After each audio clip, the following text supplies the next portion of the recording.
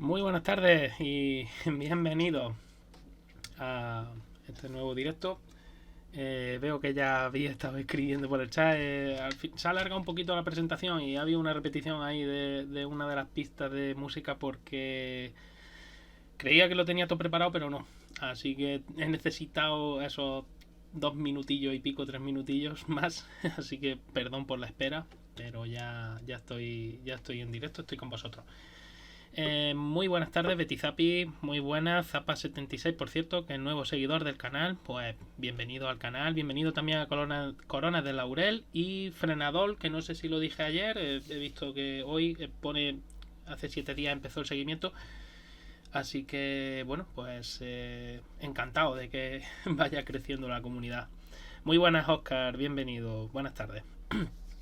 Y nada, pues como os dije en el anterior directo, que fue el viernes por la tarde. Buenas, Isma, buenas tardes. No iba a hacer una especie, ¿no? Como de lista, de mi parecer, ¿no? Con respecto a los coches de este año, a los Fórmula 1 de este año, que me habían parecido, como los había visto, desde el punto de vista técnico. Y bueno, he decidido al final hacerlo del último de parrilla. O sea, hacerlo por el orden como tal y como han quedado en el campeonato. No tanto en el que me ha parecido mejor o peor, sino simplemente voy a hablar de ello en el mismo orden en el que han quedado en el campeonato.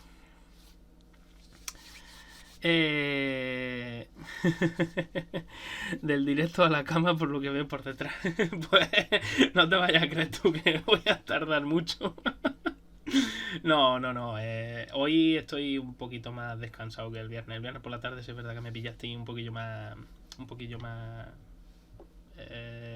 Digamos que estaba un poquillo más alterado. Bueno, en definitiva, que repito que muchísimas gracias por el seguimiento y que nada, encantado de que sigáis este canal. Ya os digo que tengáis paciencia, que es verdad que no emito todo lo que me gustaría por bueno, los motivos laborales. Pero trataré de hacer más emisiones más a menudo, pues para que tengáis más contenido también para consultar. Bueno, pasando ya a lo mollar. Bueno, ahí es que tenía abierta yo la ventana, pero bueno, luego ya lo iremos viendo. De momento he abierto Twitter, pues simplemente un poco pues para repasar qué ha pasado en esta última carrera, ¿no? Tengo aquí, como veis, las diferentes ventanitas y voy a empezar por la de las paradas, ¿no? De la carrera de hoy. Os advierto, por si me vais a preguntar en el chat por algún detalle, etcétera, no he visto la carrera, he visto solo un pequeño resumen. Me tendré que ver la carrera luego para poder discutirle a Charlie y compañía si hay que discutir algo en GPKs mañana. Por lo que me han dicho, ha sido una carrera un pelín lineal, ¿no? Vamos, cuando digo lineal me refiero a lo que otra gente llama aburrida. Bueno, era de esperar también, os lo dije, un circuito en el que al final la degradación del neumático ha sido la marca, la tónica. Al final con estas Pirelli no sabes muy bien a qué barco quedarte. Y realmente, por lo visto en las estrategias, aquí que os estoy enseñando, realmente ha sido no voy a decir lotería, pero sí estoy seguro de que los equipos realmente no lo tenían todo por la mano como en otros grandes premios. Estoy viendo, por ejemplo, Verstappen paró en la vuelta 20 para poner el duro y ya no volver a parar. Es verdad que Verstappen y Red Bull tenían hoy, por lo menos Verstappen, por lo visto en los libres y lo visto en la clasificación, tenían muchísimo ritmo, mucho más que nadie. Leclerc he visto que ha parado solo una vez también, me sorprende, siendo un Ferrari, ha sido una estrategia un poquito arriesgada, pero bueno, parece ser que le ha salido bien.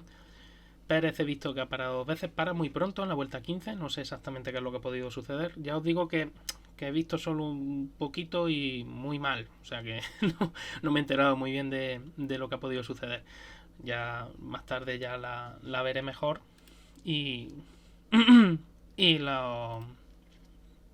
la veré mejor y podré opinar mejor. Aquí solo estoy viendo de momento la estrategia. He visto que Sainz ha parado mucho más tarde. Entiendo que no tenía neumático blando nuevo, porque ya en la 39 sí te puedes decantar por el blando. Incluso si hubiera tenido un medio nuevo, seguramente hubiera tirado al medio, no me cabe la menor duda, como veo que Russell sí hizo en la vuelta también, en la misma vuelta, en la 39. Al final, Hamilton sí me he enterado que ha tenido un problema hidráulico, parece ser. Bueno, no sé exactamente cómo le estaba yendo la carrera.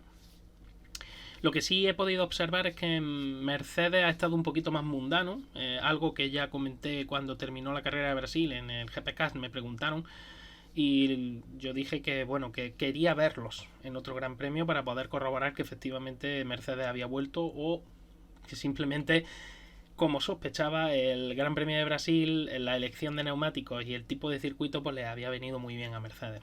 He comprobado que efectivamente parece ser que eso ha sido así. He visto con Norris, me estoy viendo que paró en la 42, alargó bastante el segundo stint porque paró muy pronto, en la 15 también. Por lo que entiendo, ha tenido que haber bastante degradación en el primer stint, por lo que yo estoy viendo por esas paradas que para mí son tempranas. Vuelta 14, vuelta 15 es temprano. Alonso he visto que también ha tenido que abandonar, parece ser, según he leído al equipo, una fuga del circuito de refrigeración. En fin, algo desgraciadamente era de esperar que sucediera algo, porque el motor de Fernando no estaba en las mejores condiciones. Ya lo estuve observando en los libres 1 y libres 2, que tenía un comportamiento ese coche muy errático. Lo mismo era capaz de conseguir una velocidad punta decente, como de repente en la siguiente vuelta perdía muchos kilómetros por hora.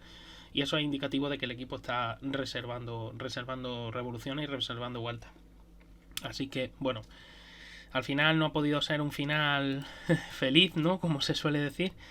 Pero bueno, ya está. Al menos la temporada ya ha acabado. Y ya está. No, vosotros mismos sabéis mejor que lo sabéis muy bien, ¿no? Lo que ha sucedido esta temporada con el coche número 14. Y gracias a Dios, pues ya se ha terminado la temporada y borrón y cuenta nueva, como se suele decir. Veo que se incorpora gente. Bueno, pues bienvenido, buenas tardes, Xavier. Dice Isma sobre Sainz, para hacer un fuera de juego estratégico a Red Bull. Bueno, sí, en realidad al final Ferrari necesitaba terminar con los dos coches básicamente, y supongo que ha visto la oportunidad de poder darle la dentellada final a Mercedes. Red Bull en este Gran Premio no estaba precisamente alcanzable. De hecho, me temo, no lo sé, ¿no? Porque, hombre, no tengo bola de cristal ni sé lo que sucederá el año que viene. Pero pienso que el año que viene Red Bull va a seguir siendo muy fuerte. Y van a tener que trabajar muy duro y muy bien, tanto Ferrari como Mercedes, para poder arrebatarle los títulos de constructores y de pilotos. No sé lo que pasará al final, repito, y luego a lo mejor, oye, ojalá, ¿no? Y tanto Ferrari como Mercedes puedan estar en la lucha, ojalá, y tres equipos luchando a brazo partido por ganar un mundial. Eso para el espectador es un lujo. Pero me temo que Red Bull está muy, pero que muy fuerte. Por lo que veo, bueno, aparte veo que Gasly es el único que empezó con neumático blando nuevo. En la 14 veo que, claro, al final luego la estrategia también te vea un poco condicionado. Salir, hoy precisamente, lo dije el viernes, el neumático blando iba a ser un neumático probable a usar si tenías algún juego nuevo al final de carrera, pero siempre que las circunstancias te lo permitieran. He visto que efectivamente tanto Tsunoda como Su Guanyu han usado ese blando, pero bueno, Su Guanyu ha terminado doblado al final, o sea que bueno. Y veo que bueno, que al final Ricciardo ha puntuado, Stroll ha terminado por delante de Vettel, que salía por detrás. Bueno, son esas cositas que tendré que ver luego cuando vea la carrera bien, a ver qué es lo que ha sucedido. Pero realmente, ya digo, Abu Dhabi siempre suele ser un gran premio un poquito raro, porque al final hay más estrategia que lucha en pista, ¿no? Es un circuito que, al contrario del que venimos de Brasil es un circuito que hay ciertas curvas en las que se puede adelantar y esas curvas te permiten además usar varias trazadas diferentes, pues entonces da lugar a un mayor juego. Y sobre todo Brasil es un circuito que al ser más corto hace que el undercut, la estrategia del undercut, la estrategia de parar una vuelta antes, tenga mucho sentido, ¿no? Porque puedes meter en muchos problemas al coche que se queda en pista. Sin embargo, en este circuito no sucede así normalmente y bueno, es una pena porque no es un circuito, un trazado realmente que digas... hay otros trazados que para mí personalmente son más pestosillos, ¿no? Como se podría decir. Pero para mí personalmente no es de los peores.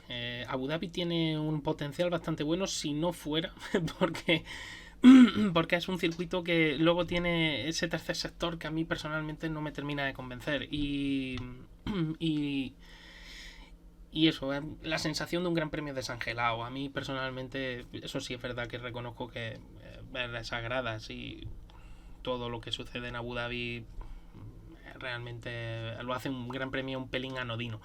Pero es un circuito que con ciertas modificaciones y con escapatorias de grava y demás daría bastante más juego seguramente del que da actualmente.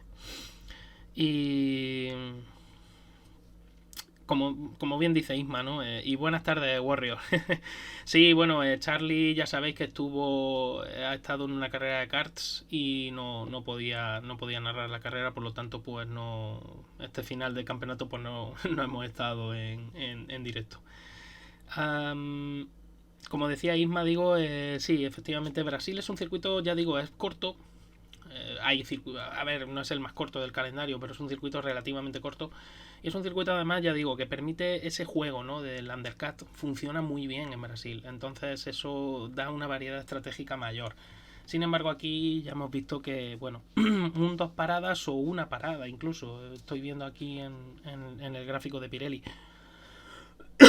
Repito que como no he visto la carrera, no puedo opinar mucho, ¿no? Sobre qué es lo que ha pasado, pero me imagino por ejemplo que estos pilotos que han puesto el blando al final seguramente estaban en una situación en la que se la podían jugar, ¿no? Con el blando.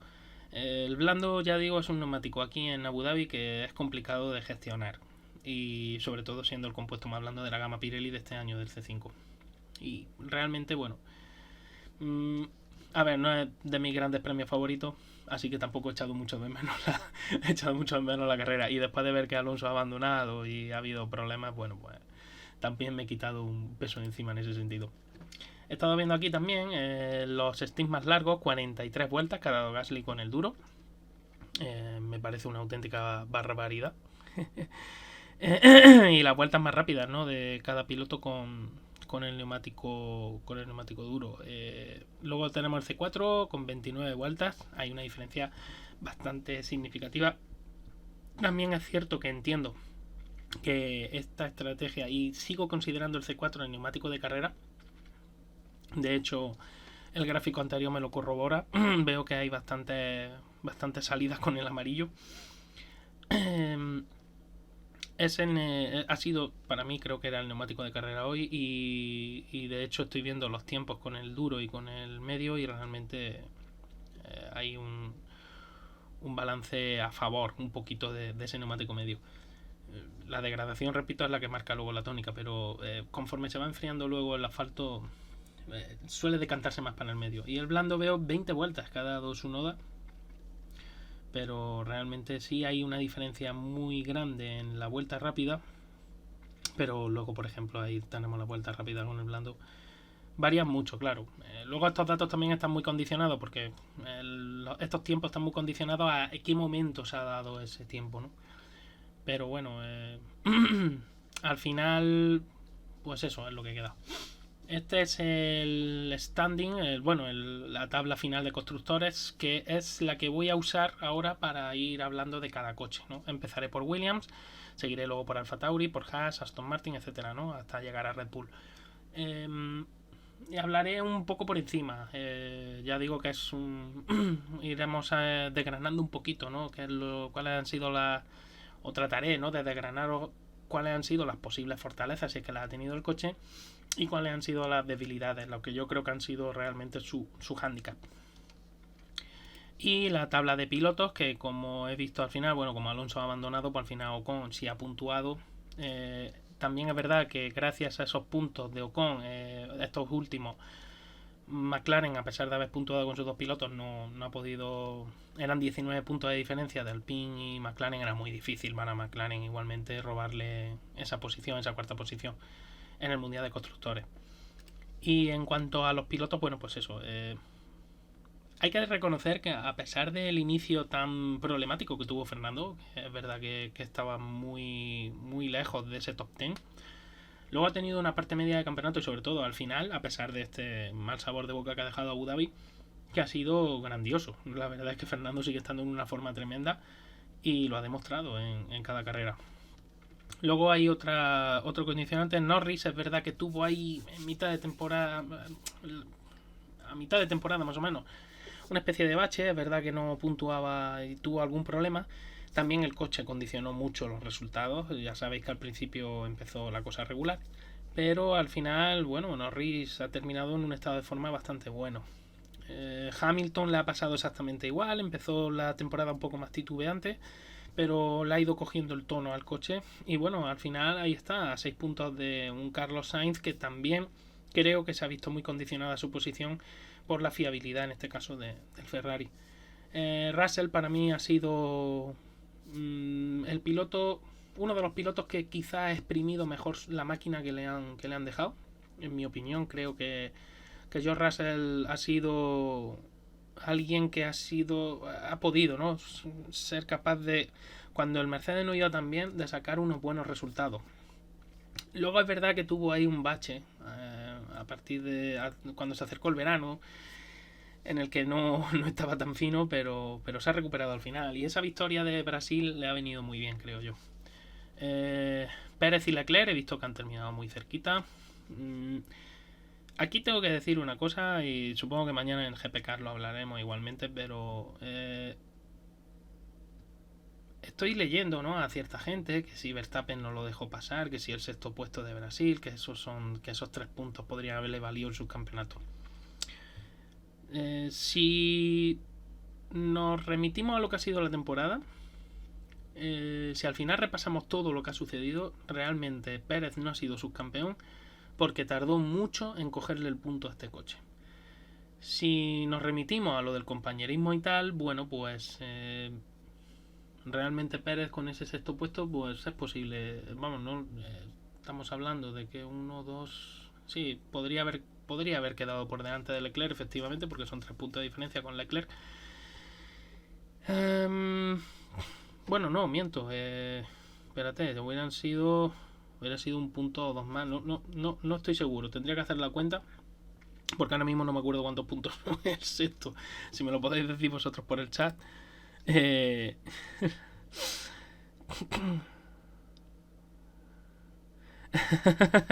Muy buena, Histo Racing. Ahora te acabo de leer. Dice Jero está hablando del C4, que somos más de la C15. Bueno, yo también soy un fan de la C15, que coste que la C15 no me la toquen. Muy buenas, Carlos. Y buenas tardes. El DRS del Gran Premio de España. Sí, también. Es que realmente ningún equipo ha estado totalmente al margen de problemas mecánicos, pero sí es verdad que ha habido equipos y coches con los que los problemas mecánicos se han cebado, ¿no?, básicamente. Pero hay que reconocer que Checo ha tardado un tiempo bastante largo. Le ha pasado lo que a Carlos, quizá, en cogerle el punto, ¿no?, al coche, y eso le ha hecho también perder mucha baza. En el caso de Charles Leclerc, creo que han sido errores puntuales suyos, pero también luego el equipo ha estado realmente mal. O sea, la propia Ferrari tiene que hacer borrón y cuenta nueva y plantearse el campeonato del año que viene de otra manera, en el sentido que tienen que serenarse un poco. Han tenido un coche muy competitivo en la primera parte del campeonato, no han sabido aprovechar ese ímpetu que llevaban, y luego en la segunda parte Red Bull le ha adelantado y Mercedes ha estado muy cerca de pasarle. Y sobre Mercedes ahora comentaremos algo. Ahora os comentaré algo sobre ese diseño, porque va a ser muy interesante ver el año que viene, a ver qué ocurre o qué pasa. Pero bueno, creo que en definitiva, en lo que respecta a los pilotos, creo que ha sido una temporada bastante interesante. Ha habido altibajos en todos. O sea, aquí ninguno se libra. Pero realmente ha sido una temporada muy interesante. Yo creo que hemos visto carreras tostón, porque la ha habido, y hemos visto carreras que han sido muy entretenidas, muy divertidas, y donde realmente los pilotos han podido dar el do de pecho, ¿no? Han podido demostrar realmente que son los supuestamente 20 mejores pilotos de circuito, ¿no? de todo el mundo. Y yo espero del 2023, espero algo parecido. Yo espero que haya mucha... Es más, no parecido a esto, ¿no? Porque, hombre, que Verstappen gane con... Pues eso, ya lo estáis viendo ahí, 454 frente a 308. Es una auténtica barrabasada de puntos. Estamos hablando de casi 150, estamos hablando de 144 puntos de diferencia con respecto a bueno, 144 no, perdón. Joder, como estoy esta tarde. Estamos hablando joder, lo diré, de 146 puntos de diferencia con respecto a Leclerc. Y realmente me parecen excesivos. Cuando la victoria se paga a 25 puntos, estamos hablando de 5 victorias de ventaja y casi otra. Muchísima distancia, muchísima diferencia. Y realmente es poquito, no sé, te deja un poquito chof, ¿no? Lo que ha ocurrido. Pero bueno, ya está, ha sido el mundial, ha sido lo que ha sucedido y eso es lo que hay. Bueno, y volviendo al tema, como os he dicho, pues voy a empezar por el Williams, por el FW44, que era un coche, bueno, esto ya lo vamos a cerrar, ahí está. Era un coche que a mí personalmente me gustó mucho cuando lo presentó Williams, porque es verdad que, si os acordáis, las presentaciones de los coches han sido un poco bluff, en el sentido de que muchos equipos han utilizado la maqueta, la famosa maqueta de la FIA para presentar la normativa de 2022. Los dibujos, ¿no?, que utilicé yo cuando hice los directos con Charlie, antes de que empezara la pretemporada, para hablar un poco de cuál era lo esperable, ¿no?, de esta nueva normativa. Y realmente yo esperaba de este coche, a ver, yo siempre soy muy escéptico, ¿no?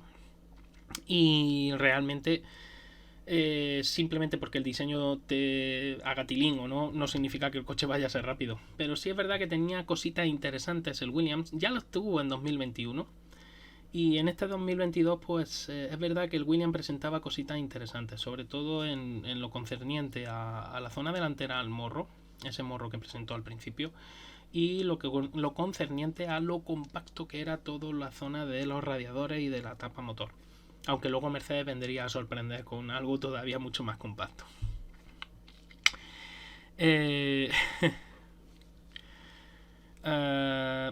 Dice Isma, sí, es que, a ver, yo del Williams ya digo, esperaba, la verdad es que me sorprendió bastante el diseño y me gustó. De hecho, bueno, tengo más imágenes aquí.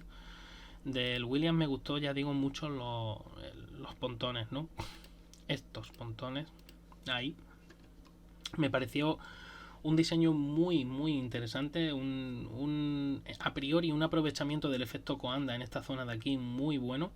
Lo que sí me generaba dudas era toda esta zona vacía. Este volumen es un volumen de aire muy grande, que Mercedes también ha hecho lo mismo, ¿no? Al final, pero manejar un volumen tan grande con estos coches, con las ruedas descubiertas, ya sabéis que las ruedas no van carenadas. Esto no es un LMP, no es un prototipo de Le Mans, no es un coche de resistencia, no es un coche de otra categoría, sino que esto es un open wheel, como se suele denominar. Al final tienes un volumen tan sumamente grande de aire para manejar, para distribuir, que esas estructuras son bastante difíciles de manejar y complejas. Entonces creo que ese ha sido el error de Williams, en el sentido de que necesitas que tener unas buenas herramientas CFD y tener un buen túnel aero y muchos recursos para poder gestionar bien las evoluciones que vas a ir introduciendo. Williams no estaba en esas condiciones. Creo que ese ha sido el error de Williams, quizás influenciada por el diseño del Mercedes, ¿no? por el diseño de la unidad de potencia de Mercedes. Aquí veis otra toma, otra perspectiva, veis esta zona ancha, veis en el pontón esa zona exterior ancha, que trata de aprovechar, repito, ese efecto Coanda para llevar el aire a donde realmente interesa. Al final parecía que iba a ser un elemento, ya me voy a adelantar, pero sí, parecía que iba a ser un elemento auxiliar, lo que son los wing wings, pero al final se han convertido en un elemento primordial. ¿Por qué? Porque el wing wing, además de generar carga, trabaja muy bien al unísono con el difusor, ayuda al difusor a generar una subida de presión mayor y por lo tanto eso siempre es bueno porque ayuda al fondo del monoplaza a generar esa succión necesaria. Entonces, al final, bueno, repito que al Williams le faltaba, en mi opinión, le faltaba mayor capacidad de desarrollo, mayores recursos por parte de los británicos. No fue así y repito que creo que ese es el fallo achacable a Williams, ¿no? Que realmente no tenían esa capacidad como sí tiene Mercedes. Aquí os enseño otra toma donde se ve mucho mejor de lo que estoy hablando. Veis cómo realmente el carenado en la zona del pontón es simplemente un carenado para tapar el radiador, no hay más. No hay mayores anchuras, no hay un mayor volumen, ¿no? En esa zona, sino que se deja todo eso que es espacio libre para que el aire vaya y fluya de una manera más sencilla. El problema, repito, pues que tienes que lidiar muy bien con todo el aire sucio que sale de las ruedas delanteras, tienes que lidiar muy bien con el aire sucio que genera el halo, porque el halo a fin de cuentas es un elemento que distorsiona las estructuras de flujo que viajan en esa zona, y todo eso tienes que hacerlo muy bien, tienes que darle la suficiente energía al aire para que se mantenga, para que el efecto Coanda sea eficaz. En el caso de Williams, pues se ha visto a lo largo de la temporada pues que no han obtenido los resultados que ellos esperaban. ¿Por qué? Pues porque al final este tipo de diseño es muy difícil lidiar con el concepto de la resistencia aerodinámica. Porque la rueda trasera la deja, digamos, mucho más expuesta a todas esas estructuras de flujo. Tienes que trabajar muy bien la zona exterior del suelo, todo ese borde de ataque del suelo, el borde lateral, para que a la rueda trasera no le afecten ese flujo aerodinámico y no frene al vehículo. Al final, si encima, esto es un poco la pescadilla que se muerde la cola, si no eres capaz de llevar ese flujo más al interior que al exterior, la rueda trasera va a sufrir más resistencia aerodinámica, que además eso te va a condicionar muy mucho el funcionamiento del difusor, porque va a afectar a todas las estructuras de flujo en la parte trasera del monoplaza. Y otro detalle es que esa rueda trasera también va a afectar al aire que llega hacia el wing wing, va a distorsionar un poco esas estructuras de flujo. Al final, digamos que es un poco ese problema. Si no consigue desviar ese aire lo suficiente, al final tienes ese problema. Y en el caso de Williams ha ocurrido o ha sucedido eso. Al final, bueno, Williams luego tuvo el detalle de, como todos los equipos, esta es la última foto que os voy a poner de Williams, de copiar un poco los pontones tipo Red Bull. Creo que se puede decir que la temporada empezó con 4 conceptos básicos. 2 de ellos se parecen mucho, pero realmente podríamos contar con 4 conceptos básicos. Y el ganador pues, ha sido el concepto Red Bull. Porque realmente Red Bull, si os fijáis, del coche que presentó al inicio al coche que ha terminado el campeonato, hay diferencias, claro que hay diferencias como con todo, pero no son tan relevantes, sobre todo las diferencias visibles. Realmente donde Red Bull consiguió muchísimo de su rendimiento ha sido en la rebaja del peso, que el coche venía un poquito con sobrepeso, y luego después en el rediseño de las zonas que no se ven realmente en el monoplaza. Pero ya digo, el detalle de cómo solucionaron el problema del drag, y de hecho Williams ha acabado como uno de los coches más rápidos en recta, pues precisamente con un pontón más tradicional, el cual te ayuda a separar mejor las estructuras, las diferentes estructuras de flujo y hacer que la rueda trasera pues no genere tanta distorsión y aislarla un poco de ese flujo que viaja por encima del pontón. Es algo que hace que el coche sea un concepto un poco más conservador. Estás perdiendo ese potencial, ¿no? Esa cantidad de aire que iba a llegar al Big Wing, que te iba a dar mucha más carga, ya no va a llegar, ya esa cantidad no va a ser menor. Pero a cambio estás ganando una estabilidad aerodinámica mayor. De hecho, hemos visto a Williams con bastante más rendimiento ahora al final de temporada, a pesar de todo, y como yo con sobrepeso. Al final lo hemos visto a Williams con ese rendimiento mayor, un poquito mayor, y la verdad es que me alegro también por ello un poquito. El siguiente en la lista sabéis que es el Alfa Tauri. Es verdad que Alfa Tauri empezó un poquito mejor la temporada. Empezaron con un diseño algo conservador. Si os digo la verdad, os soy sincero. Empezaron con un diseño algo conservador, pero poco a poco fueron refinándolo, ¿no? Sobre todo en el ala delantera. Una cosa que me sorprendió de Alfa Tauri era lo adelantada que estaba la punta de la nariz. Es algo que entendí como que el equipo tenía problemas con el flujo agua abajo en la zona del ala delantera y por lo tanto necesitaba esa punta de la nariz un poco más adelantada para darle esa estabilidad al flujo inferior, al flujo agua abajo.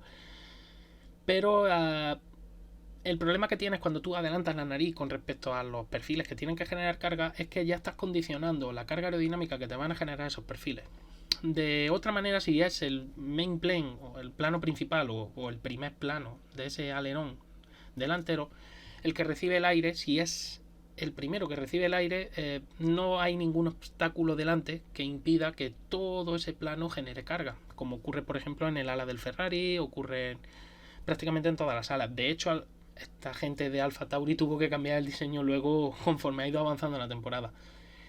Repito, entiendo que ellos tenían problemas con el flujo agua abajo y entonces claro, un diseño con una nariz adelantada te permite, con la nariz es más fácil guiar esa zona, esa estructura de flujo que viaja por esa zona inferior.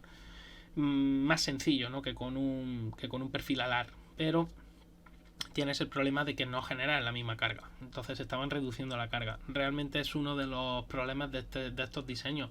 La maqueta de la FIA, por ejemplo, este año hubiera quedado, un diseño parecido al de la maqueta de la FIA hubiera quedado seguramente muy lejos de estos coches, hubiera quedado muy lejos del Williams. Apuesto a que seguramente se mediría la distancia en segundos por vuelta, pero ya digo que Alfa Tauri concretamente demostraba que tenía ese problemita. Otra historia, bueno, todos apostaron por un diseño muy radical en la zona al final, en la unión con el endplate en el ala delantera, precisamente pues para generar al final, a pesar de que la FIA no quería, para tratar de generar cierta vorticidad que te ayudara a sacar el aire por fuera de la rueda delantera, a reducir un poco la resistencia que genera la rueda delantera y la distorsión que genera. Como os expliqué el viernes, todos los endplates, como tenemos una pequeña longitud en la parte de arriba para un elemento que es plano, que tiene bastante superficie con respecto a su longitud, al final se genera también otro vórtice, se genera vorticidad en ese punto, y entonces esa vorticidad se aprovecha para limpiar el flujo de aire caliente que sale de los frenos delanteros, para que no distorsione luego todas las estructuras de flujo en la parte de atrás del monoplaza. Esas que viajan por el pontón, esas que os he dicho que son muy importantes, el aire caliente que sale del freno puede afectar en cierta medida a ese flujo. Hace años, no sé si os acordáis de las famosas tuercas sopladoras que se les llamaba. Sabéis que se aprovechaban para que el aire caliente que salía del freno saliera acelerado y en forma de vórtice. Y básicamente lo que hacían era eso, era el mismo trabajo que hace ese vórtice ahora del endplate delantero, que se puede aprovechar muy bien porque como la FIA permite una ala delantera que sea tan ancha como el vehículo, es una ala enorme, por lo tanto se puede aprovechar ese vórtice muy bien para limpiar ese flujo de aire caliente que genera la rueda delantera, que genera en la frenada o en otros eventos. En el lateral el Alfa era bastante parecido al Red Bull, por otra parte normal, la unidad de potencia Honda manda. Y digo bastante parecido porque el Red Bull es verdad que estaba mucho más refinado. Es como si el Alfa fuera el diseño en croquis y el Red Bull fuera ya el diseño ya con el plano bien hecho y bien perfilado. Eh, Creo que Alfa Tauri al final pues ha estado muy condicionada por la capacidad de evolución, ¿no? Frente a su casa matriz. Pero realmente presentaron un coche que tenía bastante potencial. Sobre todo, ya digo, en esa zona central. ¿Qué ocurre? Bueno, pues que el suelo no lo evolucionaron de la misma manera que Red Bull, tardaron bastante más y por lo tanto pues se han ido perdiendo enteros. Y ya digo, ese ala delantera, que repito que ese diseño era ya indicaba cositas, indicaba cosas pelín preocupantes para Alfa. Otra zona bastante que también me fijé bastante al principio de temporada. Aquí esta foto me gusta bastante porque ya digo que es una zona que me fijé bastante porque desde el cockpit esas protecciones laterales que se usan también para apoyar, ¿no? Y para fijar el halo se alargaron, o sea, la tapa de motor imitaba esa forma y al final se creaban como dos caminos muy bien diferenciados para el aire que viaja desde la zona frontal del vehículo por el flujo agua arriba, ¿no? El que viaja por la parte superior del vehículo, para el aire que viaja desde la zona frontal del vehículo hacia la zona trasera. Tenías un camino muy... casi yo diría que tres caminos. Uno, el de la tapa motor, el que dibujaba la tapa motor en el lateral, esa protuberancia, ¿no? Que imitaba, ya digo, esas protecciones laterales. Básicamente era pues para mandar ese aire por encima.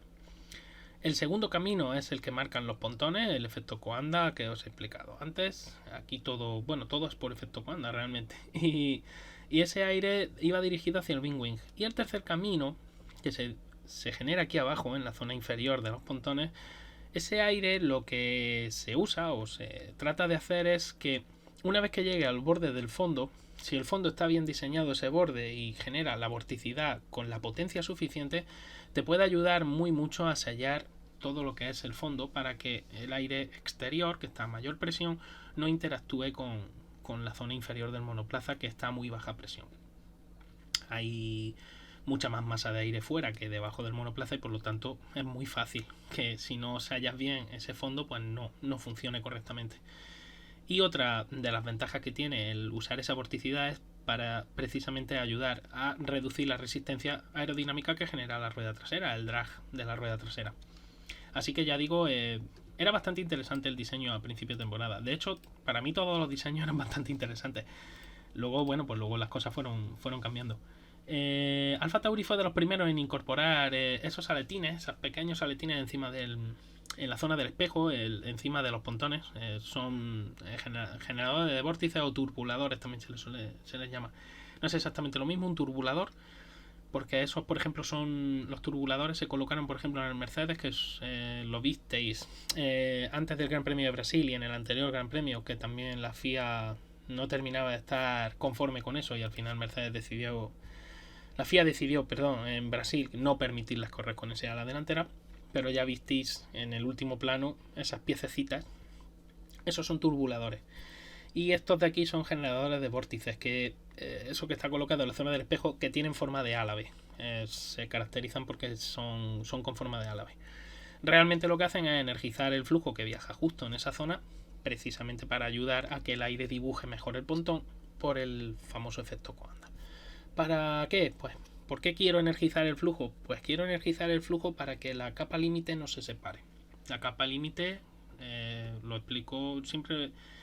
Lo he explicado en muchos vídeos y lo vuelvo a explicar aquí otra vez. Es la región del espacio de cuando un fluido interactúa con una superficie sólida, en este caso. Hay una región del espacio, X, en la que la velocidad del fluido queda condicionada por la viscosidad, por su viscosidad y por el rozamiento que está generando con esa superficie sólida. Es una región que depende del fluido y depende de su viscosidad, pues puede ser de mayor altura o de menor altura. Normalmente en un monoplaza de Fórmula 1 y a las velocidades que se desplazan suelen ser como mucho de muy poquitos centímetros. Y esa capa límite te interesa, si quieres llevar el flujo a una zona determinada, te interesa mantenerla estable.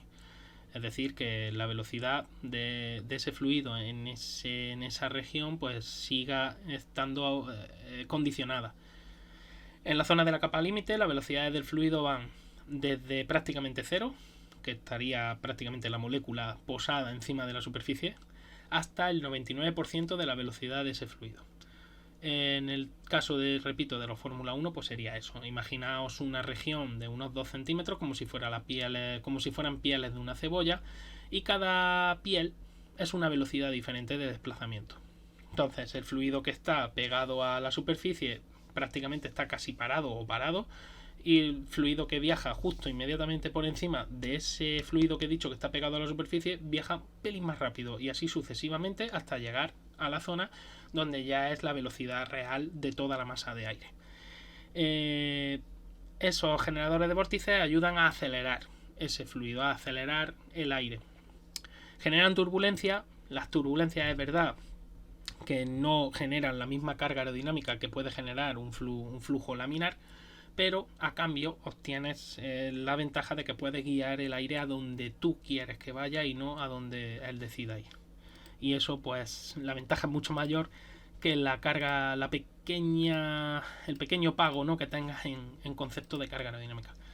Y aquí ya esta es la evolución que presentó, para mí la principal evolución que presentó el Alfa. Aquí ya se ve que ya controlaban mejor esos flujos. Veis cómo ha cambiado muchísimo el diseño del ala delantera y cómo imita mucho al de Ferrari. Y esa nariz que ya retrasas con esa toma NACA, que me llamó mucho la atención también. Hacía mucho tiempo que yo no veía en competición de Fórmula 1 tomas NACA, o por lo menos no tan a la vista, tan visibles. Y muy interesante, porque ya ese perfil principal ya sí está generando carga prácticamente en casi toda su longitud, y eso ayuda muchísimo a asentar el eje delantero. ¿Qué es lo que estaba perdiendo aquí Alfa Tauri? Pues a mi entender, y por lo que he visto en los últimos grandes premios, Alfa Tauri ha perdido un poco de capacidad de generación de carga con el fondo. Sin embargo, ha ganado un poco de carga en el ala delantera y pueden mantener mejor la temperatura de esos neumáticos delanteros, frente al AT03, que anteriormente no tenía ese diseño y que le costaba más trabajo mantener esas temperaturas. Voy a pasar ya a hablar de Haas. Ya toca hablar de Haas. No sin deciros que, bueno, que para mí Alfa ha sido un poco quiero y no puedo, ¿no? Y ha sido un poco decepción. Y bueno, pero el año que viene no sé dónde estarán realmente, pero tampoco espero grandes cosas. Es verdad que al terminar tan atrás van a tener bastantes más horas de túnel de viento y de CFD, pero me temo muy mucho que Red Bull puede, ya veremos a ver cómo hacen la triquiñuela, pueden aprovechar para que Alfa Tauri les sirva de un poco de mula, de banco de pruebas. Ya sabéis, ¿no? Lo de probar las piezas de la casa madre, copiarlas, ponerlas en el coche, pero claro, como el diseño no es mío propio, no comprendo exactamente o al 100% realmente cómo funciona. Puedo entenderlo a un 90% y el otro día tengo que aprenderlo. Sin embargo, la casa madre sí sabe por qué ha hecho eso. Así que bueno, ya veremos lo que pasa el año que viene. Desde luego, ya digo que sospecho que Red Bull, como le han puesto esa multa también y esa reducción del 7% de horas de túnel de viento y CFD, creo recordar, 7 u 8%, no recuerdo bien ahora la cifra, pues puede hacer que Alfa Tauri, que va a disponer de muchas horas de túnel de viento y de CFD, pues aproveche Red Bull para condicionar el desarrollo. Porque claro, Red Bull va a querer el Mundial de Constructores y de Pilotos el año que viene, eso está clarísimo. El equipo Haas. Aquí tenéis la foto del Haas, del VF22.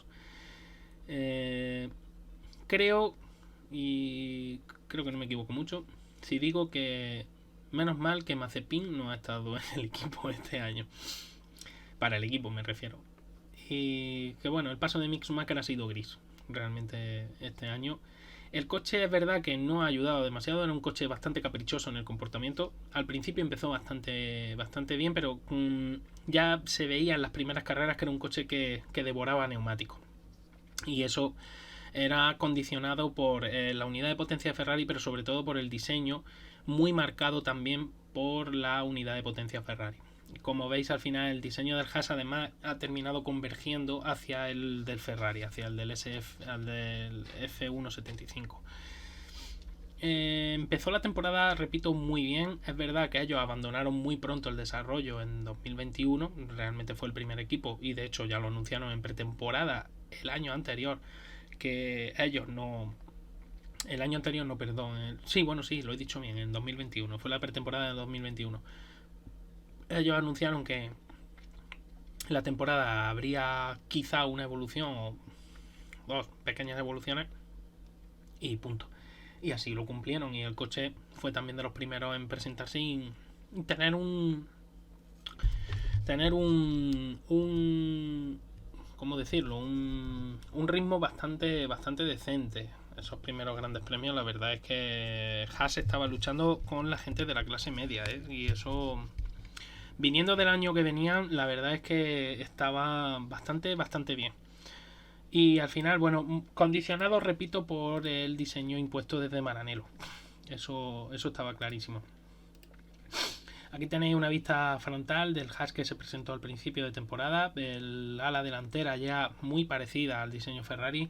Los pontones sí es verdad que eran más prominentes.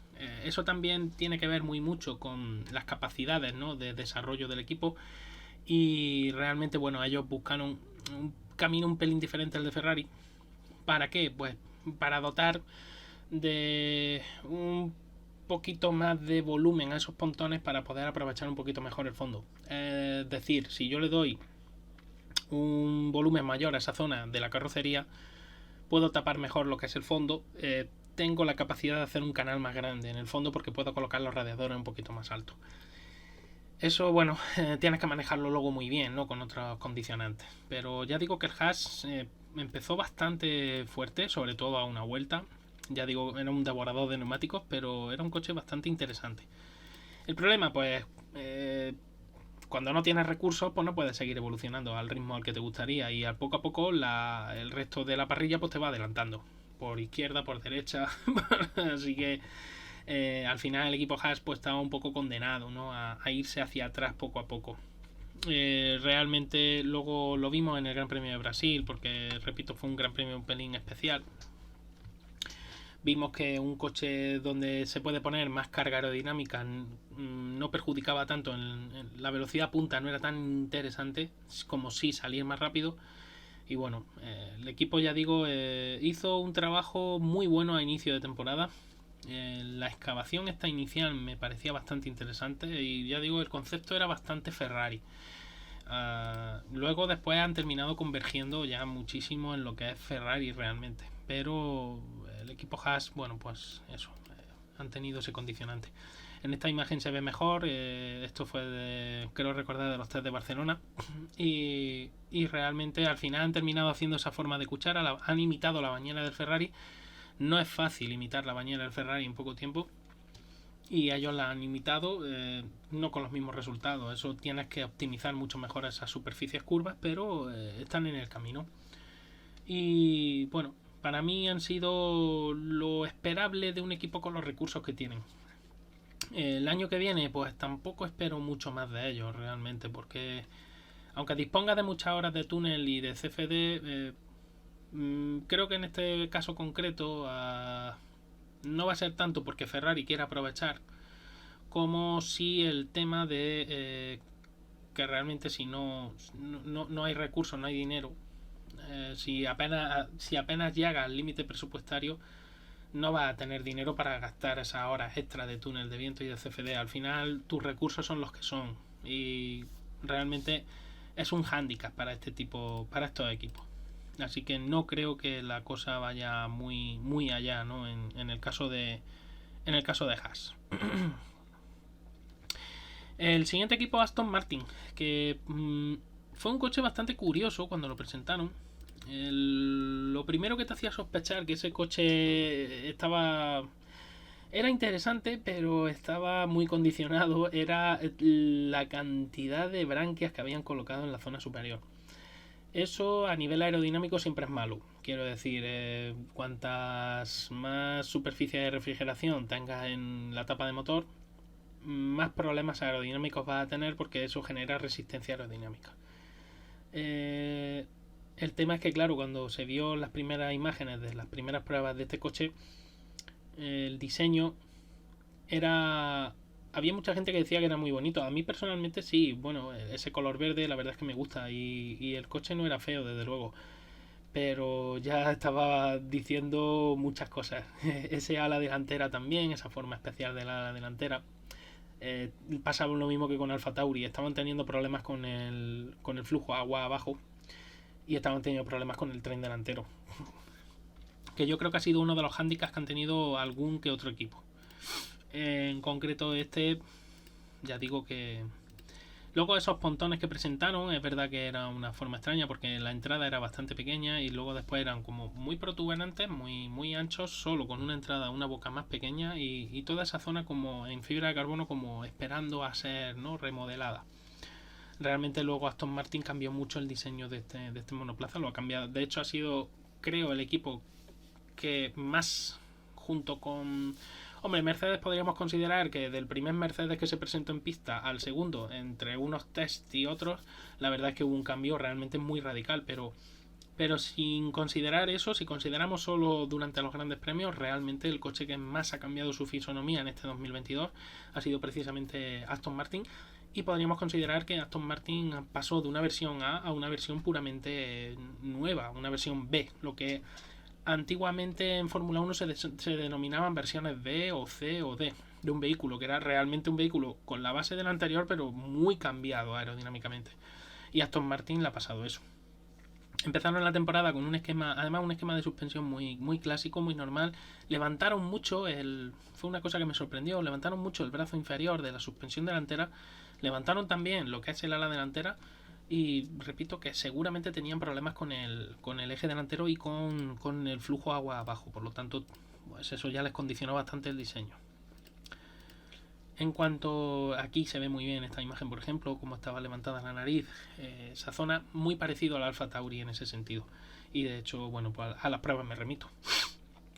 Luego la unidad de potencia Mercedes de primeros de año pues no ayudaba nada, absolutamente. Esta foto es muy significativa también, veis perfectamente cómo estaban esas branquias, esas enormes branquias, cómo tenían que ir tapando, poniendo, etcétera.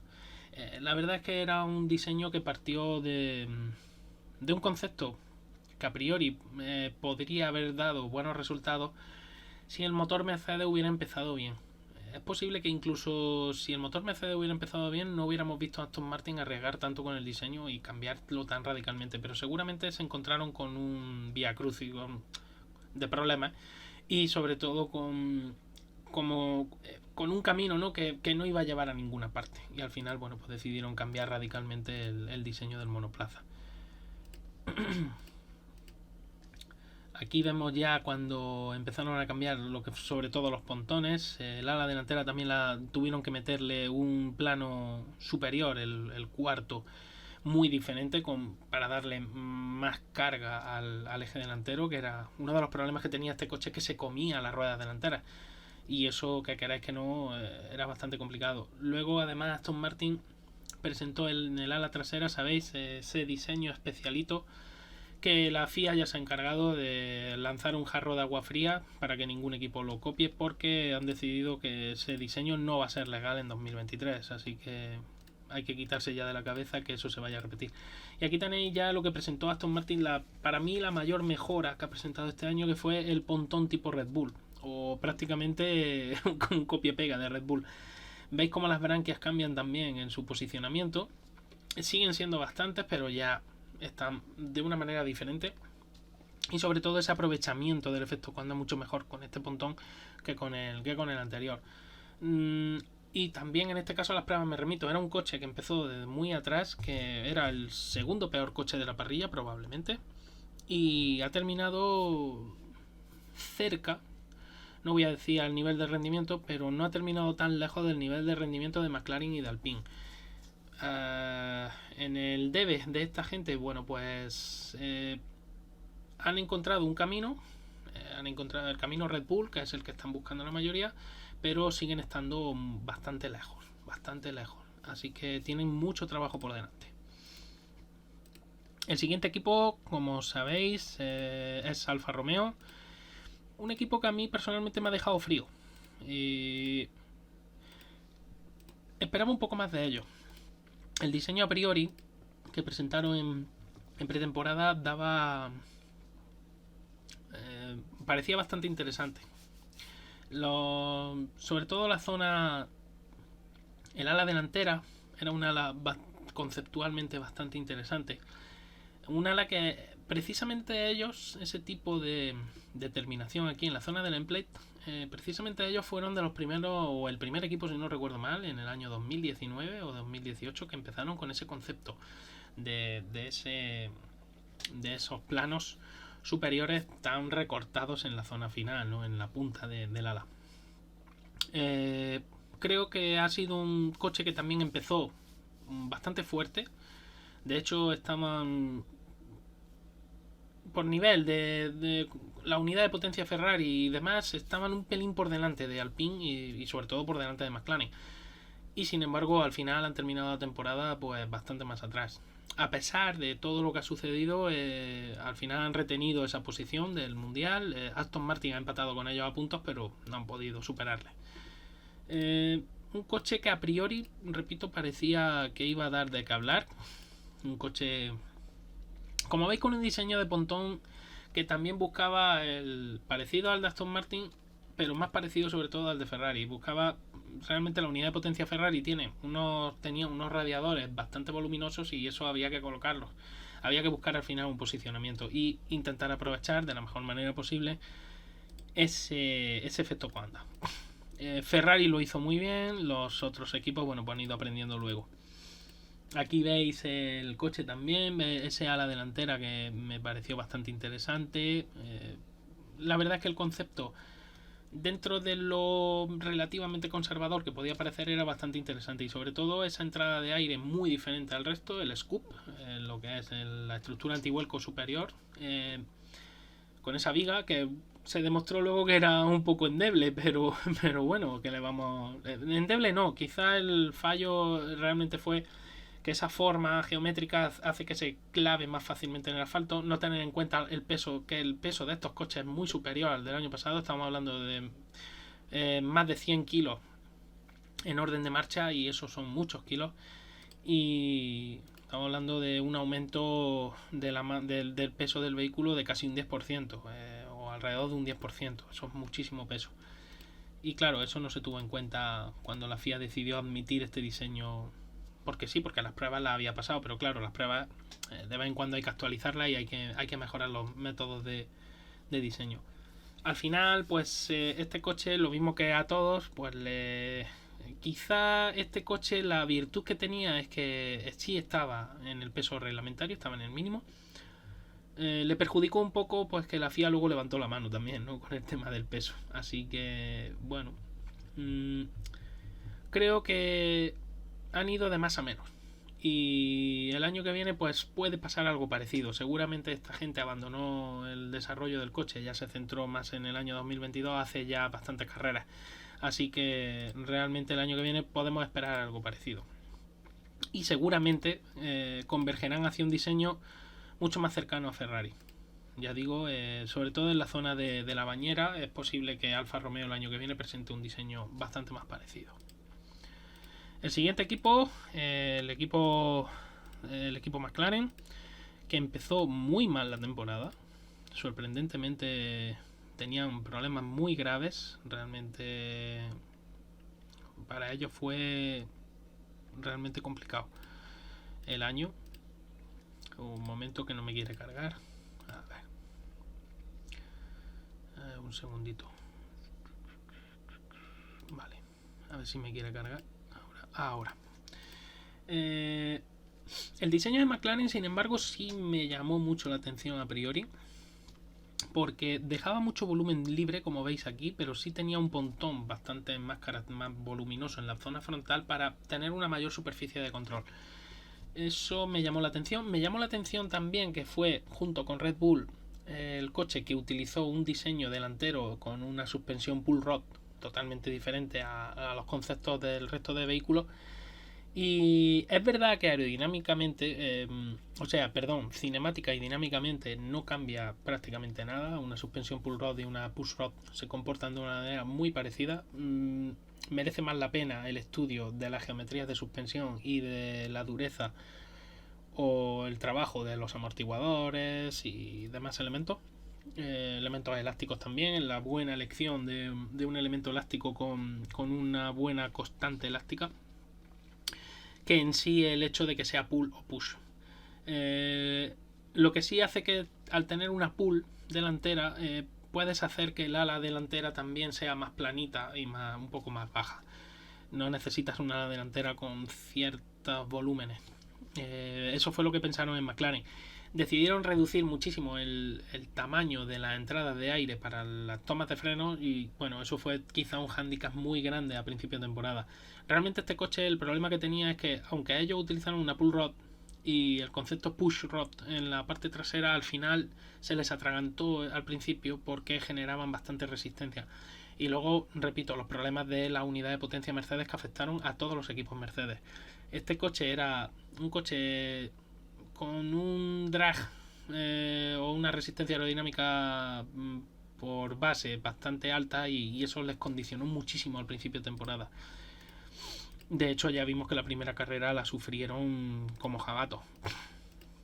En McLaren, ya digo, ¿veis? Ese primer concepto de pontones, la utilización de la pull rod delantera, push rod trasera, eso les hizo al principio tener muchos problemas, ¿no? Y ya no solo de fiabilidad, sino, ya digo, el primer problema que tuvieron que resolver fue el de los frenos, pero venía condicionado también por otras características del monoplaza.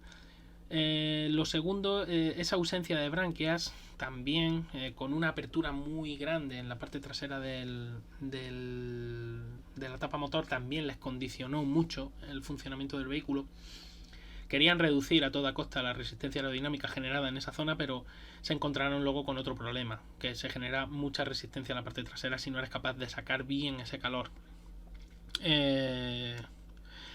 Realmente al final eso condiciona, repito que condiciona bastante el funcionamiento del monoplaza. Luego estaban también idos de peso un poco, empezaron muy mal la temporada, pero son McLaren, tienen recursos, tienen conocimientos y al final, bueno, pues encontraron la manera de solucionarlo.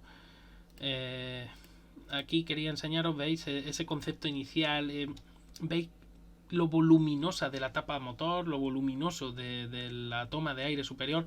¿Todo por qué? Porque si yo quiero reducir el espacio que hay en los pontones, en los laterales de los pontones, necesito reintroducir otra vez ese radiador del intercooler, el radiador de aceite, etcétera. Necesito reintroducirlo en la parte central del monoplaza, también para reducir un poco los momentos polares de inercia, porque los voy a elevar esos elementos. Entonces tengo que colocarlos lo más centrados posible en el monoplaza, con el eje longitudinal. Y por lo tanto eso me obliga a hacer una tapa más voluminosa. El control de los flujos de aire ya no es el mismo que si tuviera menos elementos ahí. Así que al final, bueno, McLaren pues poco a poco han ido convergiendo hacia lo que, bueno, yo llamo diseño Red Bull y que realmente es así, porque veis en este pontón con esa cuchara, ese ala delantera cómo cambia con respecto a las primeras, como ya esos planos cambian, porque ya ha cambiado toda la fisonomía del monoplaza.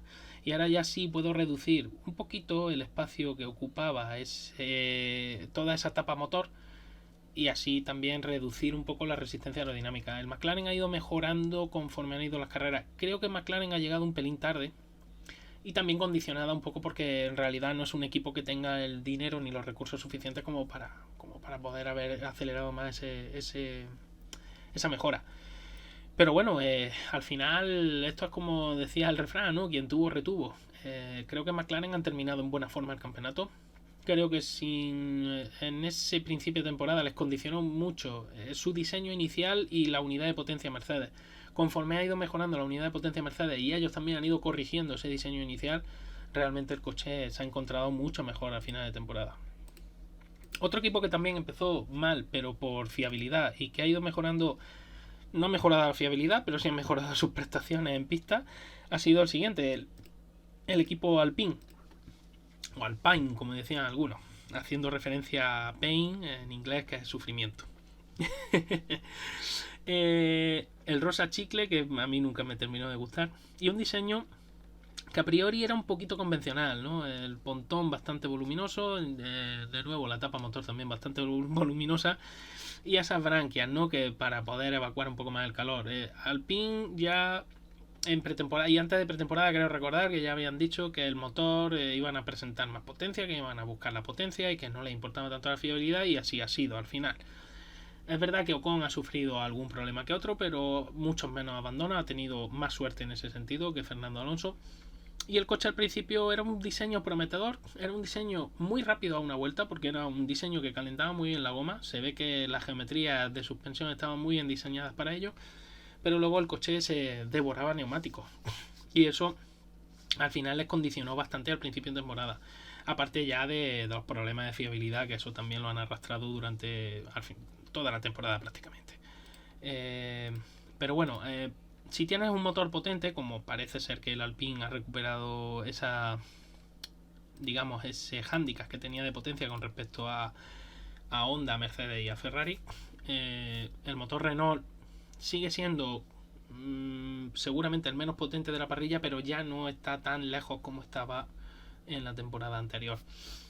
El coche a priori era un diseño muy prometedor, un diseño que se podía evolucionar además de una manera sencilla, porque ya se estaba observando ciertos trazos. Ya se observaron en 2021 también, con una scoop bastante voluminosa, como casi todos los coches de este año, exceptuando el Alfa Romeo, y una ala delantera que ha sufrido muchos cambios a lo largo de la temporada.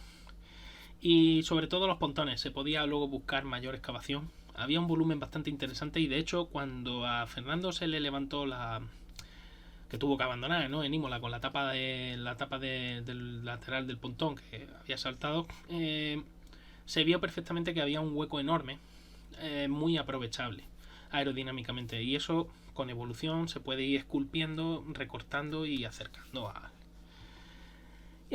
a los escapes. Recuerda que el principal de temporada, sí, es que realmente es eso. Ahí el problema que estaba viendo es que el motor estaba funcionando en unos rangos que, bueno, que no eran los adecuados. Había que buscar un nuevo diseño de escape. ¿Y por qué rompieron tantos escapes? Pues porque luego después el coche ya habéis visto que lo han afinado muchísimo el diseño. Este diseño que yo os estoy enseñando, que es bastante más ordinario, más vasto, ¿no?, podríamos decir, el coche luego lo fueron esculpiendo mucho a lo largo de la temporada. Y ya digo que al principio a mí me pareció muy prometedor. Sobre todo esta caída de aquí era bastante interesante. Ese recorte que habían hecho en la zona inferior del pontón, ese meter el pontón por debajo. No todo lo que luego han logrado, pero ya se veían cositas en este coche. Cositas muy interesantes. Y de hecho, bueno, ya digo que quizás han estado muy condicionados por la fiabilidad, pero realmente el diseño aerodinámico del vehículo ha sido realmente bueno. ¿Los ha habido mejores? Por supuesto que sí. Empezando porque tanto al Ferrari, Red Bull y Mercedes tenían mejor diseño, porque los coches han sido más rápidos. Pero realmente este coche ha sido realmente bueno, hay que decirlo.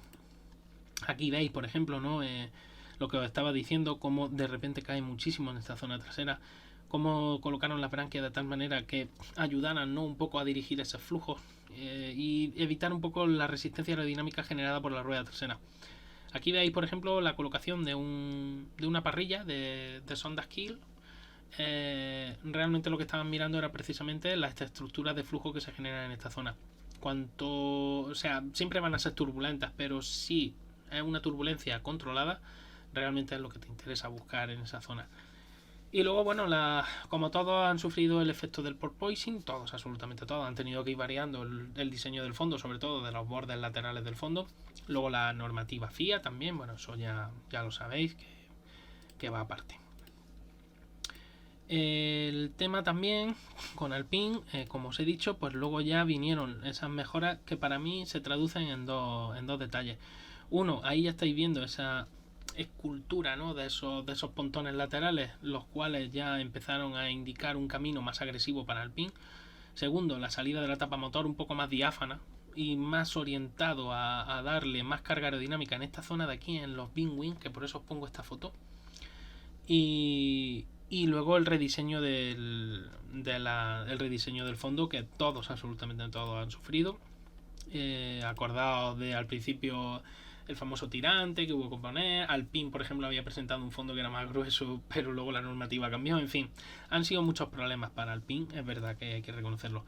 Y esta foto que me encanta, porque aquí se ve como esculpen mucho mejor para mí el pontón. O sea, es un pontón mucho más estrechito, sobre todo en la zona trasera, se estrecha mucho mejor. Tiene un camino muy definido para el aire en esta zona de aquí, tratando de buscar un poco la ventaja que encontró Ferrari en esa bañera, y dejando un poco más de protagonismo al fondo del monoplaza en esta zona delantera, de la parte delantera de la rueda trasera. Precisamente para eso, para tener un mayor volumen de aire, una mayor masa de aire que viaje hacia la zona trasera del monoplaza, hacia la zona del Wing Wing. El coche realmente ha tenido un rendimiento aerodinámico y un rendimiento, digamos, un comportamiento y un agarre mecánico muy buenos. Para ser la zona media, ha sido quizá el mejor de la zona media, pero ha estado muy condicionado por la fiabilidad de ese motor. Es probable que el año que viene este coche esté fuerte, y además si consiguen ajustar un poco la fiabilidad, este coche esté pues para estar un pelín más arriba. No creo que pueda luchar contra los tres de arriba en condiciones de tú a tú, pero sí puede a lo mejor amargarles la tarde a alguna carrera que esté un poquito loca o un poquillo regular el año que viene. Ya digo que en el equipo Alpine concretamente creo que el coche el año que viene tiene que ir bastante mejor. Y ahora ya, bueno, vamos al top 3. Empiezo por Mercedes. Mercedes presentaban este coche al principio. ¿Os acordáis? Bueno, presentaron muchos coches. Me acuerdo que el día de la presentación presentaron la maqueta de la FIA. Luego por la tarde se vio otro coche que ya no era la maqueta de la FIA, pero parecía como la maqueta de la FIA, pero que le habían metido algunas piezas. Y luego ya en Silverstone presentaron un coche con pontones. Pontones reducidos, pero bueno, eran unos pontones que se veía claramente donde iba el radiador, se veía claramente muchas cosas. Pero la sorpresa llegó cuando presentan en Bahrein, si no recuerdo mal, se presentan con esto. Un coche que, bueno, a priori se decía que el Mercedes no iba a tener pontones, que bueno, tal. Me acuerdo que hubo dibujitos y todo con un coche totalmente sin pontones, totalmente, es decir, al ancho de lo que da prácticamente el cockpit, un poquito más. No, eso no era posible, y ya lo anunciábamos en GPK antes incluso de que este coche se presentara, por la sencilla razón de que el radiador para evacuar el calor del motor es necesario. O sea, un radiador con líquido refrigerante es necesario, es estrictamente necesario, porque necesitas evacuar ese calor. Para los aerodinamicistas sería maravilloso que un motor no necesitara esa refrigeración. Podrías ahorrarte mucho trabajo en muchas zonas. Pero realmente, bueno, pues así ocurrió. ¿Qué pasa? Pues que Mercedes decidió ir mucho más allá.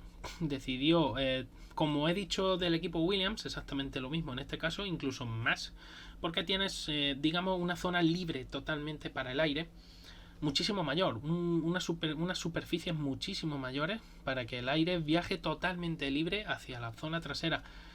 Eso a priori te debería de dar muchísima capacidad de generar carga en la zona trasera, mucha más que cualquier otro diseño. El problema, volvemos a lo mismo. Tienes un micropontón, ¿no? O un pontón bastante reducido y dejas a la rueda trasera muy expuesta al flujo de aire que viaja desde la zona delantera.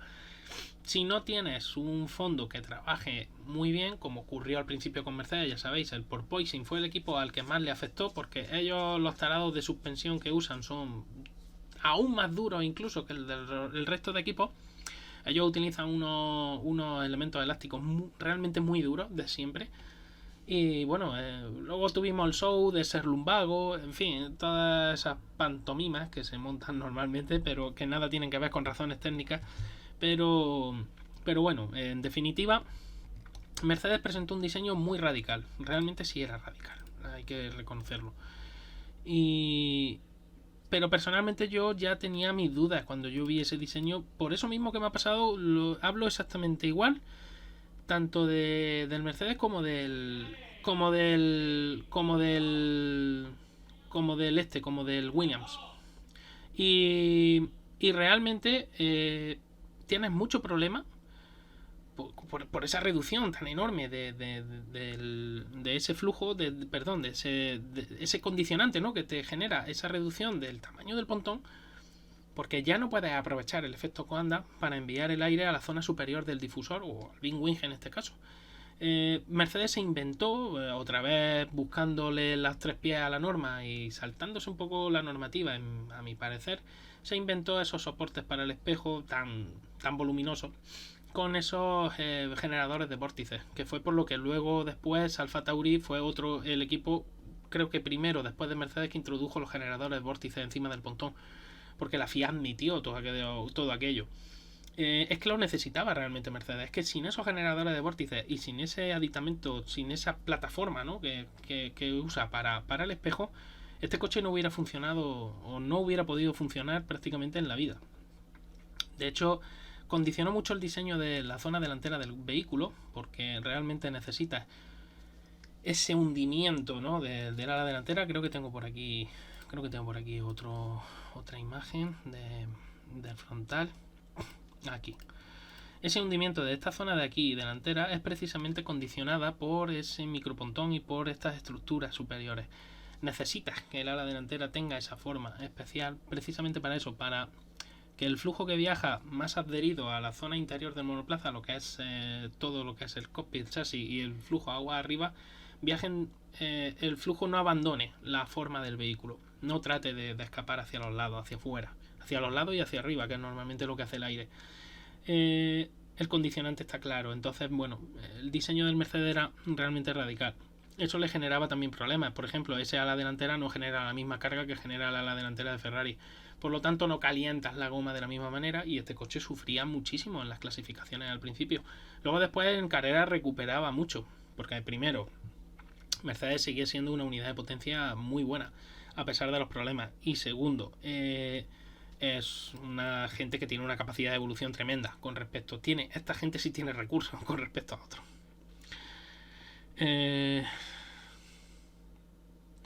Sí, de eso estaba hablando Isma, precisamente, de esas alas en los retrovisores, de esa estructura. Realmente está condicionada también por lo mismo, porque como tienes ese micropontón, como esos pontones no tienen el volumen que deberían de tener para aprovechar el efecto Coanda, necesitas energizar mucho el flujo que viaja en esa zona. Entonces, bueno, los de Mercedes decidieron utilizar la estructura, esos tubos de absorción de impacto lateral, decidieron utilizar una estructura por encima, pues para apoyar ahí el espejo por imperativo FIA. Y bueno, realmente si tienes en cuenta los volúmenes de definición, la superficie de definición que vienen en el reglamento, el Mercedes cumple con lo que se pide.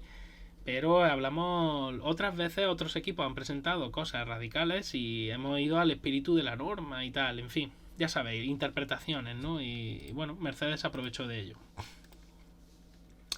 Realmente es un diseño muy prometedor. Aquí os quería enseñar, ahí veis perfectamente cómo están colocados los diferentes elementos de la unidad de potencia del Mercedes dentro, cómo todo va muy compactado, muy metido hacia adentro y cómo tienes esa entrada del pontón mucho más reducida que otros equipos, y sobre todo cómo tienes colocado ese radiador, ¿no? Cómo está como metido hacia adentro, como incrustado. De hecho, el radiador es más pequeño. Eso también fue otro condicionante también al principio de temporada. Mercedes no era capaz de evacuar el calor lo mismo que evacuaban otros equipos. Entonces Mercedes necesitaba buscar la manera de evacuar mejor ese calor. Todo eso ha ido condicionando su rendimiento a lo largo de la temporada. Menciona aparte al porpoising, ¿no? Ha sido el equipo que más ha sufrido el porpoising, pero precisamente por eso, porque era el equipo que su fondo era capaz de generar más carga que ningún otro, precisamente por este diseño, por esa compacidad en la zona central. Al final creo que es un camino que era un camino muy prometedor, pero que es un camino que me atrevería a decir. Aquí lo veis muy bien, ¿no? Como dejan muy libre hay una superficie enorme de control en toda esta zona del fondo, y por lo tanto realmente puedes tener mucha masa de aire viajando a la zona trasera y generando mucha carga, claro. ¿Qué te condiciona eso? pues realmente puedes colocar unos wing más pequeñitos y puedes colocar una ala trasera con menos incidencia, con diseños mucho más eficientes, porque tienes mucha masa de aire disponible. En otros coches, si no llega tanta masa de aire, necesitas poner más ala, ¿no? Lo que se suele decir vulgarmente. La idea es buenísima. Creo que el concepto se puede evolucionar y se puede buscar. Pero con esta normativa y tal y como está planteado el mundial, y ahora con la elevación que se ha hecho de la altura libre al suelo, etcétera, ¿no? Que a Mercedes no le ha venido mal, pero a quien le ha venido muy bien a Red Bull, porque Red Bull ha vuelto a utilizar el concepto de rake, y ahí, amigo, Red Bull es el rey. Entonces, realmente creo que este diseño, a lo mejor me equivoco, pero a mi parecer creo que es un camino que no llega al mismo puerto que puede llegar el camino Red Bull. Creo que realmente el diseño Ferrari y el diseño Red Bull son los dos caminos realmente buenos que se pueden seguir con esta normativa. Si la normativa variara de una manera significativa o suficiente, es posible que este tipo de diseño de Mercedes pudiera llegar a muy buen puerto. Pero creo que con esta normativa y estos condicionantes, los diseños ganadores, no podríamos llamarlo así, deben de ser el Red Bull y el Ferrari. Repito que, hombre, todo esto que estoy diciendo es aventurarme mucho. Es posible que me pueda equivocar, pero a priori creo que son los dos diseños que pueden dar mucho de qué hablar. Y hablando del Ferrari, pues ya sabéis, se presentó, creo que ha sido probablemente el Ferrari más bonito de los últimos años. Me dirán los ferraristas que todos los Ferrari son bonitos.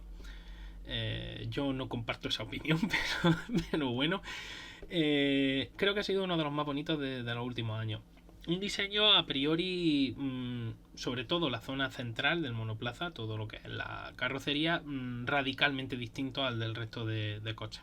Realmente aquí sí es verdad que Ferrari chapó por el departamento de diseño de aerodinámica. Un coche que genera mucha carga aerodinámica de manera natural, que no necesita de aditamentos especiales, ¿no? Digamos. Pero claro, aquí tenemos un problema. El Ferrari genera sobre todo carga en la zona central, gracias a esos dos pontones. Genera mucha carga con el fondo, porque al tener esos pontones con esos volúmenes maravillosos para mí, tienes también una posibilidad de meter un canal también con mayor control. Y luego un ala trasera que, aunque es un diseño bastante convencional con respecto a lo que pide la normativa, me parece que está muy acertado con el conjunto general del vehículo. Creo que aerodinámicamente este año Ferrari ha sido un diseño, ha sido el mejor diseño junto con el Red Bull, ¿no? Pero realmente, de hecho, acordados que hasta casi el verano el hándicap de Ferrari ha sido la fiabilidad del motor, pero sobre todo de la zona del turbo, ¿no? Pero realmente es un coche que genera mucha carga. Eso luego le ha condicionado a la segunda parte. Es verdad que Ferrari no ha sido capaz de evolucionar con el mismo ritmo que Red Bull, y es un coche que sí, que ya pecaba al principio de temporada de problemas con la gestión de gomas delanteras, porque es un coche que tiene el centro de presiones o el centro aerodinámico del vehículo en condiciones de curvas rápidas. Debido a esa forma especial de los pontones, es un coche que desplaza mucho ese centro aerodinámico, más que otros coches. El Ferrari, además, debido también precisamente a esa forma, no puede utilizar un rake como el que utiliza Red Bull. Por lo tanto, no puede desplazar, para compensar ese desplazamiento del centro aerodinámico, no puede desplazar el centro de masas como sí lo hace Red Bull. Entonces, eso también ha sido un condicionante. Los neumáticos Pirelli ya sabéis que son muy especialitos, lo han sido toda la era híbrida y no iba a ser diferente ahora. Y Ferrari, bueno, se la ha atragantado al final. Pero, sinceramente, sigo pensando que Ferrari es uno de los mejores diseños aerodinámicos que se han presentado este año, y el más bonito, o de los más bonitos sin duda. Aquí lo veis desde la zona frontal, veis perfectamente cómo a Ferrari no le preocupaba tanto el flujo de agua abajo, ya lo tenían bastante controlado. También es verdad que elevaron bastante el triángulo inferior de la suspensión delantera, pero Ferrari se utilizaba un concepto clásico: push rod delantera, pull rod trasera. Bueno, le ha funcionado repito, es que ha funcionado muy bien. Realmente incluso hasta hoy, en la carrera de hoy, el Ferrari ha funcionado realmente bien. Es un coche que genera bastante carga aerodinámica. Lo único que ocurre es que mecánicamente el agarre mecánico ha sido el problema de Ferrari. Y repito, sobre todo en el eje delantero. Porque ha condicionado mucho el comportamiento del vehículo, ese eje delantero. Y seguramente Ferrari esté trabajando muy mucho en la geometría de suspensión para el eje delantero. Pero yo no cambiaría el diseño aerodinámico básico, el general, yo no lo cambiaría para el año que viene. Es un coche que ha funcionado muy bien y que ha demostrado que tiene muchísimo potencial. Hay que seguir desarrollando, pero es un coche que tiene mucho potencial. Lo que sí, pues tendrán que centrarse muy mucho en la fiabilidad del vehículo y tendrán que centrarse muy mucho en ese eje delantero, sobre todo en ese eje delantero. Porque con el diseño de pontones que tienen, es un coche precioso además, ya digo, con ese diseño de pontones que tienes, estás muy condicionado, ya digo, por la posición del centro aerodinámico. Entonces, realmente, pues bueno, tienes que variar. Sobre todo las zonas delanteras del vehículo sí van a tener que darle un cambio significativo. Pero yo lo que es la zona de la carrocería y la zona trasera, no creo que necesite tanto cambio, sí la zona delantera. Y para mí, ya digo, ha sido un coche que ha estado por primera vez en años bien diseñado desde el principio. Y de hecho tiene un camino por delante bastante interesante. Aquí tenéis esta imagen es que no la he conseguido con mayor resolución. Es que esta imagen lo indica todo. Ese tallado de esas bañeras, ¿no? Como se denominaron, de los pontones, son maravillosas. Y es un concepto muy, muy bueno. Dejar salir el aire caliente en esa zona con esa forma hace que el aire que viaja agua arriba dibuje muy bien esa geometría. ¿Por qué? Porque realmente el aire caliente puede generar como un cojín, a grosso modo, dicho muy a grosso modo y muy radical. El aire caliente ya sabéis que es un aire que tiene bastante menos densidad que el aire frío. Hay una diferencia significativa. Entonces ese aire caliente puede generar un pasillo para que el aire frío vaya donde a ti, o el aire ambiente, mejor dicho, vaya donde a ti te interesa realmente. Y ya digo, el concepto de Ferrari a mí este año realmente me ha parecido muy interesante. Otra cosa interesante que no he comentado antes en la foto frontal, pero ya os lo digo, incluir la violeta de la dirección con otro brazo diferente, con una para darle algo más de robustez.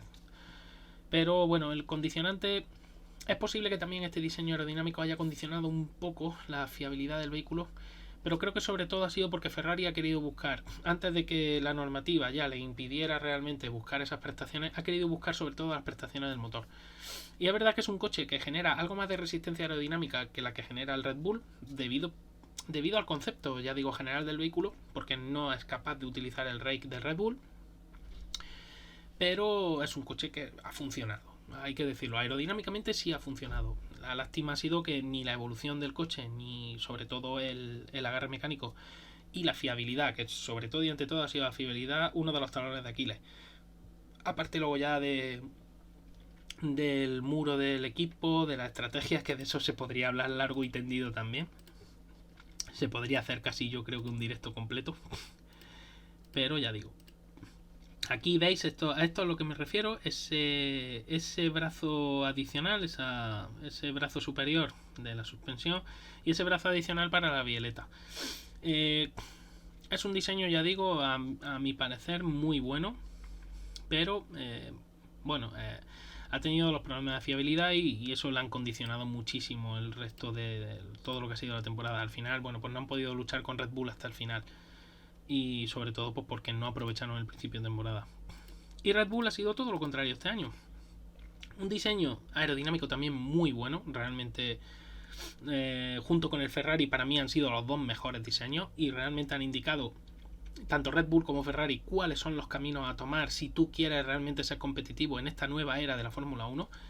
Red Bull, al contrario que Ferrari, decidió utilizar unos pontones a priori con un diseño más clásico, pero buscando también un concepto donde se exprime mucho más el potencial aerodinámico en toda la zona del pontón, con ese recorte mucho más protuberante que al principio, por ejemplo, en Alpine, que os he enseñado antes. Veis cómo los pontones tenían también cierta excavación delante, pero no tan radicales como el Red Bull.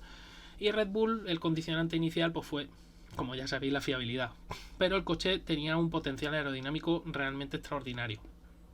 Pero bueno, enseguida solucionaron los problemas de fiabilidad, y enseguida el coche empezó a mostrarse pues como lo que realmente es, un diseño realmente muy afinado, muy bueno. Y una característica del Red Bull que no tiene ningún coche que haya observado yo en parrilla es que, aparte del diseño aerodinámico y tan condicionado, ¿no?, por esta nueva normativa, la búsqueda de Newey siempre de soluciones diferentes para obtener un rendimiento excepcional. Y creo que una de las claves de la superioridad de Red Bull ha sido el tratamiento del neumático, que es verdad que al principio se les atragantó también un poquito, pero luego, conforme ha ido avanzando la temporada, han encontrado por fin el reglaje adecuado. ¿Y por qué lo digo? Pues porque empezaron con una suspensión delantera con un diseño pull rod igual que en McLaren, pero su diseño pull rod es más está llevado más al límite, con una geometría anti-hundimiento muy marcada, muy determinantemente muy marcada, porque el triángulo superior, los dos brazos superiores de la suspensión, están anclados en el chasis a muy diferente altura. Y eso hace que el comportamiento en frenada, sobre todo del vehículo, en este caso concreto del Red Bull, pues sea mucho más... o sea, el piloto tenga una mayor capacidad de frenada sin que el coche se hunda, y por lo tanto sin que el coche pierda carga aerodinámica en el eje delantero. Entonces eso te permite apurar más la frenada y por lo tanto puedes buscar esa decimita, ¿no?, que necesitas en el crono. Creo que esa ha sido una de las claves frente a Ferrari, no tanto por el uso de la pull rod como sí de esa geometría antihundimiento tan marcada en el Red Bull frente a otros coches, y que creo que el año que viene es posible que esa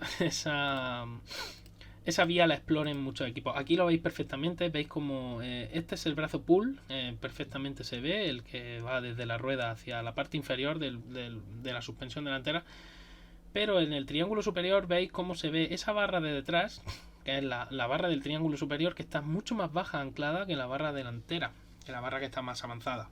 Y eso ayuda muchísimo en frenada y en apoyo al vehículo. Entonces, creo que esa ha sido una de las claves del manejo de Red Bull. El manejo luego, claro, ¿por qué? Porque Adrian Newey también lo que buscaba era limpieza en las estructuras de flujo que viajan agua arriba, y que para ayudar en la refrigeración del vehículo. Una vez que ya tuvo eso por la mano fue cuando ya empezó a tallar los pontones de otra manera. Y la verdad es que, bueno, le ha dado pingües beneficios, realmente muy buenos resultados. Luego ya se empezó a tallar mejor. Sabéis que al principio era mucho más suave, esta convergencia de la tapa motor no era como en Alfa Tauri, que era bastante más aparatosa. Y bueno, el Red Bull poco a poco también ha ido variando.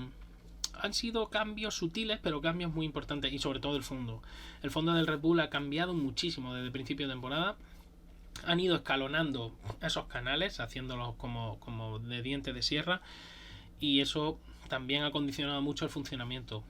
El tema del porpoising también lo solucionaron, como la mayoría de equipos, pues ya sabéis, recortando un poquito en ese fondo, en los bordes, etcétera, aliviando presión interna, aliviando presión inferior en este caso. Y esto es a lo que me refería, ese tallado de esa tapa motor, no tan aparatoso como en el Alfa Tauri, más sutil, pero muy bueno también. Y el uso de la push rod trasera, que en este caso le da también beneficio, porque permite que el aire que viaja por esta zona vaya de una manera mejor hacia el wing wing y darle más protagonismo al ala trasera. La verdad, y hay que decirlo, ha sido... Hombre, claro, dices, ¿qué coche ha sido campeón de constructores? Red Bull. Pues por lo tanto, ¿qué diseño ha sido el mejor este año?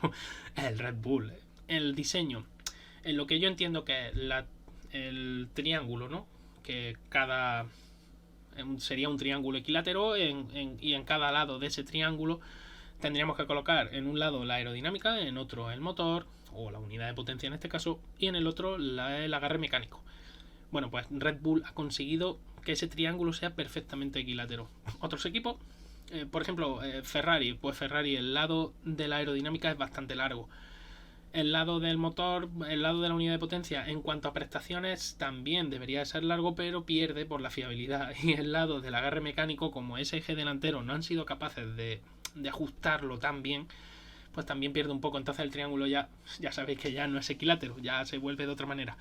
Y así sucesivamente con otros coches. Creo que en este caso el diseño de Red Bull ha sido el que ha conseguido el triángulo más equilátero de todos. Y eso pues es debido a que este año concretamente pues Red Bull sí ha dado con la tecla. Ya sabéis que otros años no habían dado tanto con la tecla. Y digo ha dado con la tecla porque al principio ya empezaron la temporada con un coche realmente muy bueno. La fiabilidad fue lo que le faltaba, pero han conseguido cuadrarlo y al final, repito, Red Bull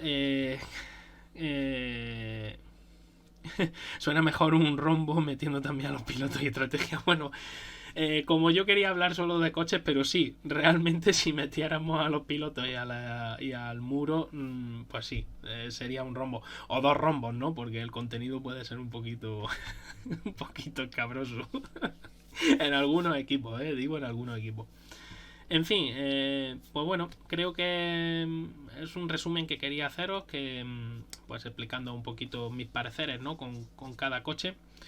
Me alegra mucho el haber visto cómo se ha desarrollado la temporada, porque es algo que ya hablé con Charlie.